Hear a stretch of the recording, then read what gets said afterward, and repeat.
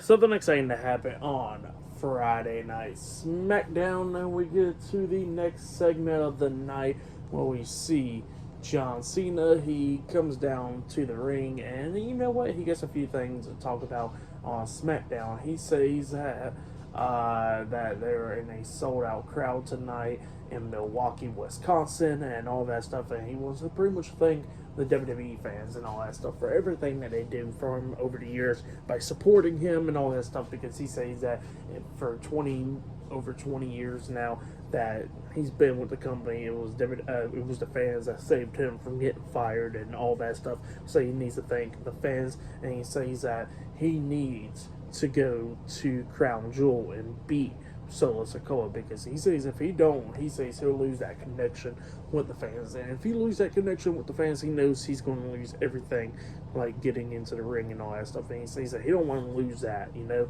So yeah, that's what John Cena was talking about. But then all of a sudden, Paul Heyman comes down, and Paul Heyman got some stuff to say to John Cena. He says that, you know, that he wants to thank John Cena for everything that he do over the years and all that stuff. And Paul Heyman starts talking about a few things. Paul Heyman was talking about how that he raises kids not to look at him, to like raise them at like him, but he says he want to raise them at, like John Cena, with the hustle, loyalty, respect, and all that stuff. And then he was talking about a story where when he was a GM or whatever, while he was running SmackDown, that Vince said, "Hey, who you want from OVW?" He said the first pick that he chose was John Cena, because he knew he would be a star one day and all that stuff. So yeah, that's what Paul Heyman was talking about. But then he says that there's one thing that John Cena's dangerous with, and that's him with the mic talking and all that stuff.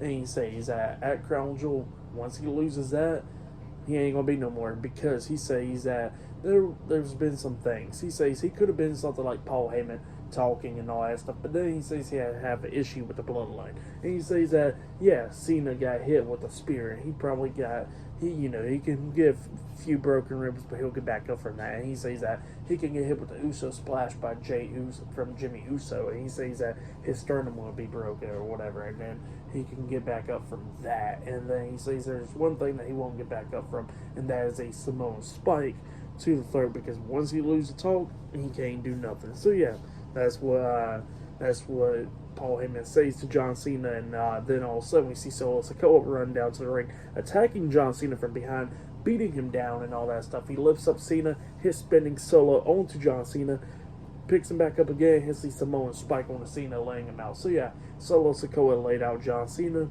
Pretty good stuff though. But yeah, Solo Sikoa standing tall. Can't wait for that match. But up next it'll be Dragon Lee versus Cedric Alexander one-on-one. Oh yeah, and I forgot to mention that LA Knight was talking backstage where he was looking at the camera, and he says that he never forgot what Roman Reigns did to him a few weeks ago by spearing him and all that stuff. And he says if Jimmy Uso wants something since he came out and got something tonight, he says he's going to beat him down, and everybody's going to remember LA Knight. So yeah, that's what LA Knight said. But yeah, later on tonight, LA Knight versus Jimmy Uso one-on-one in the main event. But yeah, I'll see you guys later until the next thing that happens on Friday Night SmackDown. See you guys later. Until then.